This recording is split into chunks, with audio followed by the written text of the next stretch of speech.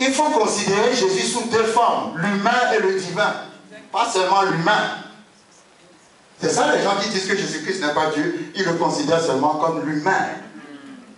Mais ils ne le considèrent pas comme la parole, qui n'est pas née et qui a toujours existé, mais qui s'est fait chair.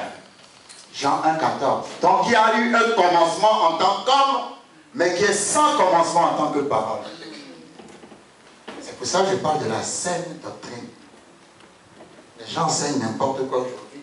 Et moi, ce qui m'épate dans le n'importe quoi que les gens enseignent, c'est le fait que les gens reçoivent aussi le n'importe quoi. J'ai même entendu qu'il y a des pasteurs, après avoir prêché, ils donnent leur sueur à boire aux gens. Et les gens boivent ça. Si, c'est vrai.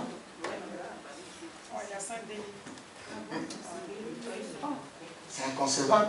Vous avez déjà vu dans la Bible que même Jésus a déjà donné sa sueur à boire à quelqu'un.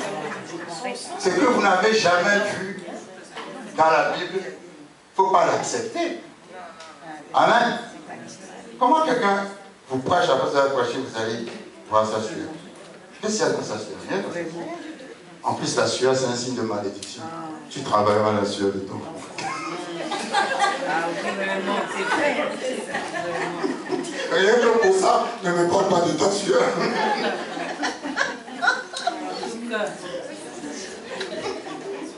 Alléluia. Hein? Jésus s'est arrêté parce que le nom par lequel Bartimée l'a appelé, l'a touché, c'est dit voilà quelqu'un qui reconnaît que je suis Dieu manifesté dans la chair, venu sur cette terre. Il s'est arrêté. Il y a une manière d'arrêter Jésus dans ta situation. Alléluia. Lorsque tu lui apportes ton adoration. Amen. Quand les gens qui disent que Jésus-Christ n'est pas Dieu, c'est bizarre. Pourquoi la Bible dit que les anges ont adoré Jésus? Parce que, à mon sens, il n'y a qu'une seule personne qu'on peut adorer. On ne peut pas t'adorer si tu n'es pas Dieu. C'est que vraiment, il y a un problème. Amen. Et la Bible dit, quand Jésus s'est arrêté, il dit, appelez-le. N'est-ce pas? Maintenant, ils appelèrent l'aveugle en lui disant, prends courage, lève-toi, il t'appelle. Maintenant, ma question. Tu sais que le frère est aveugle. Jésus s'est arrêté loin, à quelques mètres seulement. Il dit, appelez-le. Et toi, tu dis à l'aveugle, il t'appelle.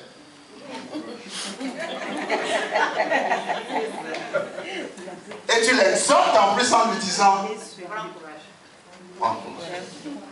C'est comme quelqu'un qui vient te voir, qui te dit, ça fait 2 semaines que je n'ai pas mangé. Tu as ton frigidaire qui est bien rempli. Et puis tu lui dis, mon frère, prends courage. Je vais prier pour toi. Je vais jeûner pour toi. En tout cas, on va faire une veillée cette semaine, on va le dédier, te la dédier. Prends courage. Il y a des gens qui sont là juste. Ils savent comment faire, comment vous aider à sortir de votre situation, mais ils ne le feront pas.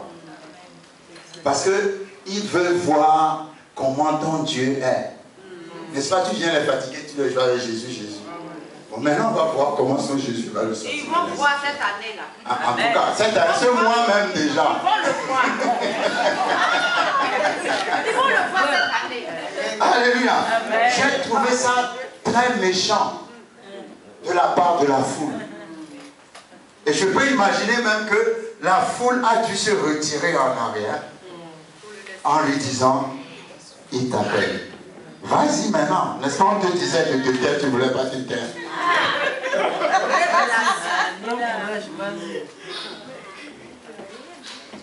Mais ce que j'aime dans l'histoire de Bartimée, c'est que malgré les oppositions, il a décidé que ce jour-là, c'est son jour. Alléluia.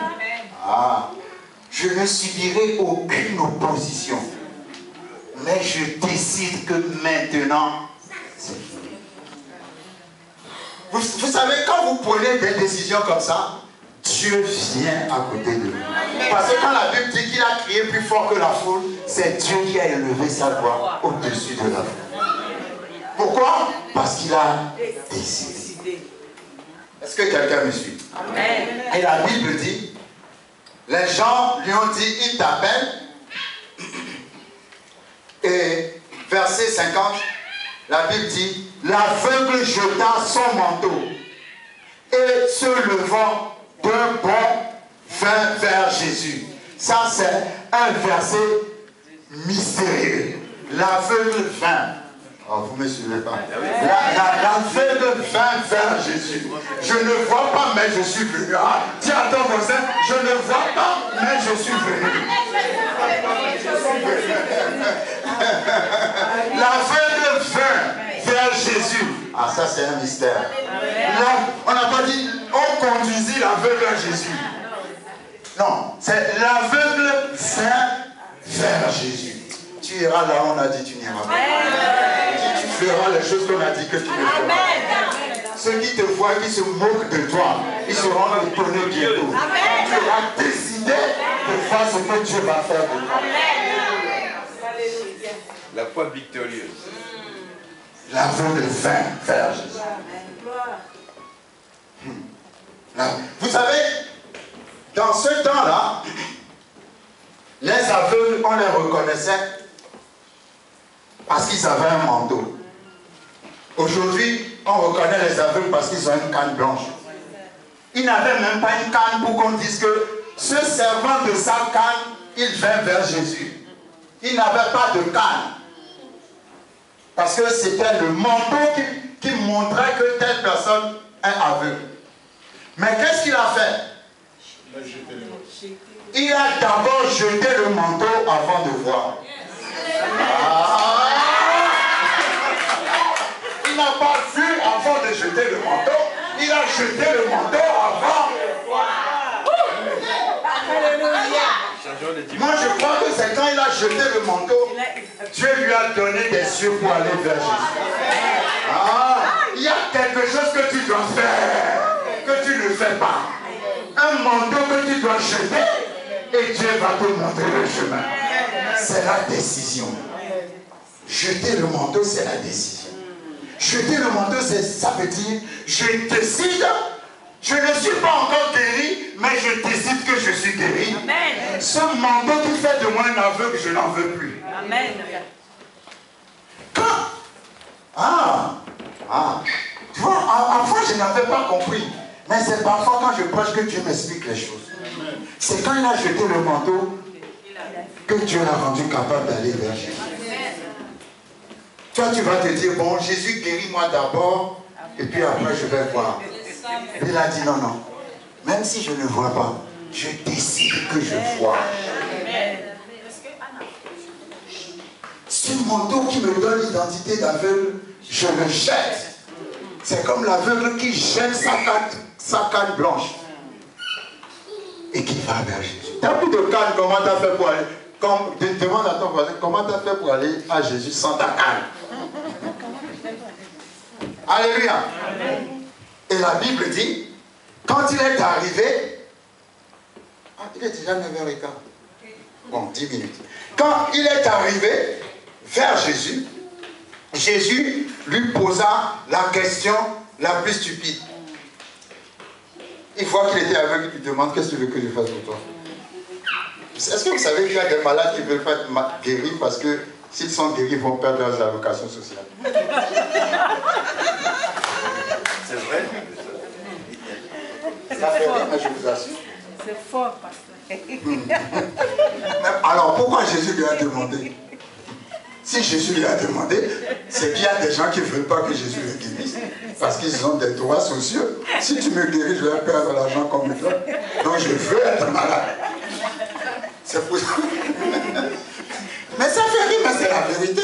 C'est pour ça que Jésus lui a demandé, demande souvent aux malades, veux-tu être guéri? Parce que je ne veux pas d'histoire. Pourquoi venir me dire à moi que c'est à cause de moi que tu n'as plus tes allocations? Il faut que tu décides toi-même. Parce que moi je me demande toujours pourquoi Jésus est devant les malades, il leur demande encore s'il veut être guéri. Alléluia. Vous savez ce que j'aime chez Jésus, c'est qu'il respecte ton choix. Amen. Jésus lui dit, verset 51, « Que veux-tu que je te fasse ?»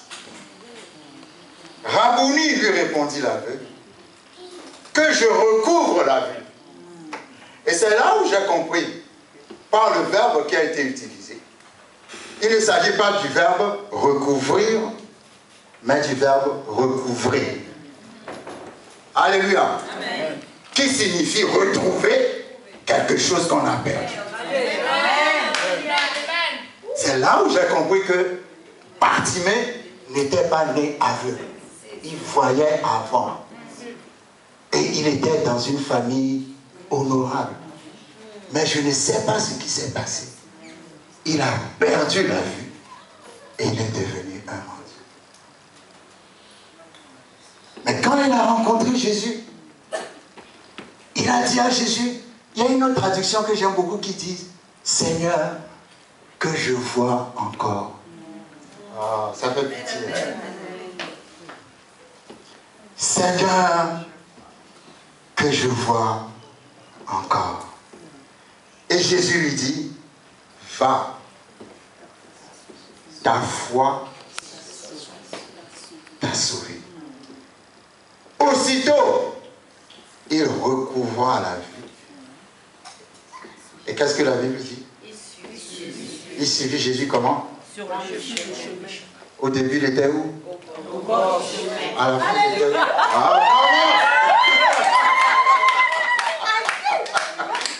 Ah, il suivit Jésus dans le chemin. Alléluia. Amen. Que je vois encore. Mais l'expression, vous savez, souvent quand Jésus dit ta foi t'a sauvé, la version grecque traduit ta foi t'a refait tout entier. C'est-à-dire, ta foi t'a guéri, ta foi t'a remis ton honneur que tu as perdu, ta foi t'a remis ta position sociale, ta foi t'a restauré tout entier. Quand Dieu fait les choses, Dieu ne fait pas les choses à moitié. Dieu fait les choses tout entières, d'une manière entière. Et vous savez, le mot shalom en hébreu signifie ce qui est complet. Les Anglais disent nothing missing, nothing broken. Rien ne manque, rien n'est brisé. Tout est entier. C'est ça, shalom. Quand on te dit shalom, ça ne veut pas dire que tu es guéri dans ton corps et malade dans ton porte-monnaie, guéri au travail et puis malade dans ton foyer. Non, non, shalom veut dire tu es guéri dans tous les domaines de ta vie. Tu es complètement guéri. Donc quand il lui a dit, ta foi t'a sauvé, ça veut dire que Bartimée n'a pas seulement retrouvé la vue, il a retrouvé son honneur, il a retrouvé son rang social, il a retrouvé sa prospérité, il a tout retrouvé. Mais qui a décidé pour Bartimée? On a fait un conseil de famille, dans la famille de Bartimée, on a dit, tes grands-oncles ont décidé que tu dois aller voir Jésus, c'est ça? Non. Il y a des gens qui sont toujours sous l'autorité des grands-oncles. Alléluia. Il faut décider selon la parole de Dieu. Amen. Bartimée s'est levé, et il s'est levé par la foi. Sa foi a triomphé de toute une foule. Amen. Et à la fin, il a retrouvé tout ce qu'il avait perdu. Parce que Jésus est un Dieu qui restaure. Vous savez, restaurer ne signifie pas seulement guérir, mais c'est ramener tout ce que tu as perdu. Une fois, David était à Tsiklag, dans une ville qu'on appelait Tsiklag, qui était la ville des Philistins, des ennemis d'Israël. Il était parti faire une campagne avec ses amis. Et quand il était revenu, les Amalécites sont venus, ils ont détruit leur maison, ils ont pris leurs femmes, leurs enfants, leurs biens, tout.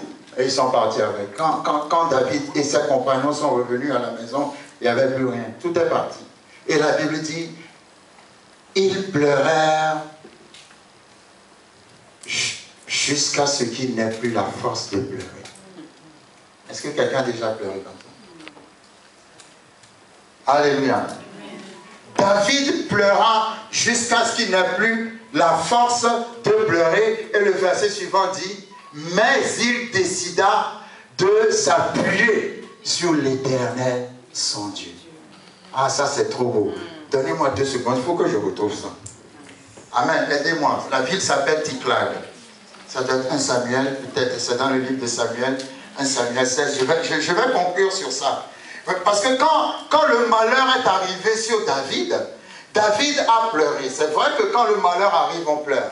Mais il ne faut pas, il y a quelqu'un ici, quelque chose t'est arrivé, ça fait 300 ans, tu es toujours dans la même chose, tu es toujours en train de verser tes larmes depuis 300 ans jusqu'à maintenant. Dieu dit, tu vas passer ton temps à pleurer ou bien tu vas te décider d'oublier et d'aller de l'avant. 1 Samuel 37, verset 7. Non, 1 Samuel, pas 37. 30. 1 Samuel 30, verset 7. Voilà. Merci. Alors, 1 Samuel 30, c'est trop beau ça, hein? Ça on va s'arrêter sur cette parole et on va prier. 1 Samuel 30, verset 7. Hein? C'est trop beau ce verset. Ça va encourager quelqu'un ce soir. Amen.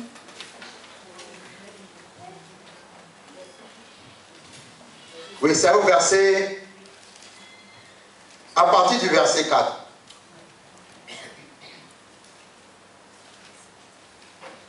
La Bible dit, alors David et le peuple, 1 Samuel 30, verset 4, alors David et le peuple qui étaient avec lui élevèrent la voix et pleurèrent jusqu'à ce qu'ils n'eussent plus la force de pleurer. Quelqu'un doit souligner ça parce que Dieu te parle. Tu parles, tu pleures trop. Quand tu es ici, là, tu ris, tout le monde te voit, après tu vas aller pleurer. Dieu te parle. Mais après avoir pleuré jusqu'à ne plus avoir la force de pleurer, la Bible dit, lorsque vous lisez le verset 6, David fut dans une grande angoisse, car le peuple parlait de le lapider. Moi, je ne comprends pas ce peuple. Vous étiez tous sortis, vous êtes revenus, l'ennemi a tout volé, maintenant vous voulez lapider David qui était avec vous. C'est pas que David est resté quand vous étiez sortis, vous étiez ensemble. On vous a tous volé ensemble, et puis après avoir fini de pleurer ensemble, vous décidez que vous allez lapider David. La vie est bizarre parfois. Alléluia. Ça n'a pas de sens. Est-ce que vous me suivez? Et la Bible dit, le peuple parlait de le lapider, parce que tous avaient de l'amertume dans l'âme, chacun à cause de ses fils et de ses filles. Ouais, vous êtes dans une situation dure. Tout le monde sait que la situation ne vient pas de vous. Mais non seulement vous devez supporter cette situation, mais en plus les gens décident de vous envoyer des pierres encore. Et la Bible dit, mais David reprit courage en s'appuyant sur l'Éternel son Dieu. Tu dois souligner ce verset, Nathalie. Mais David reprit courage en s'appuyant sur l'Éternel son Dieu. Pas en s'appuyant sur son oncle, sur sa tante, son ami, ses voisins. En s'appuyant sur l'Éternel son Dieu. David pouvait continuer à pleurer, continuer à se plaindre, faire des prières de lamentation à Dieu. Oh Seigneur, c'est toujours à moi que ça arrive, tu m'as abandonné, tu ne m'aimes pas, tu fais ceci. Mais qu'est-ce qu'il a fait? Il a décidé. Vous savez, c'est une décision, le courage. Il décida de s'appuyer sur l'Éternel son Dieu.